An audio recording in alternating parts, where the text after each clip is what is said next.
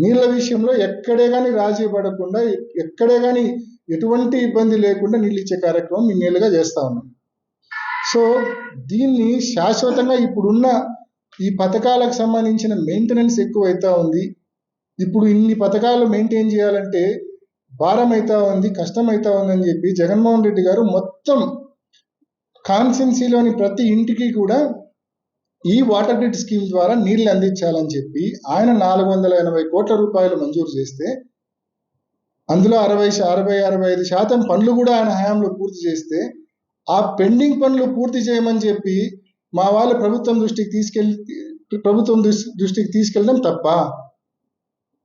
కేవలం పెండింగ్ పనులు పూర్తి చేయమనే కదా అడిగింది. దానికి మీరు 40 ఏళ్ళ చరిత్ర మాట్లాడతారా? మీకు తెలియదా ఇన్ని తాగునీటి పథకాలు ఈ నియోజకవర్గంలో ఉన్నాయని మీ సలహాదారుడు మీకు చెప్పలేదా?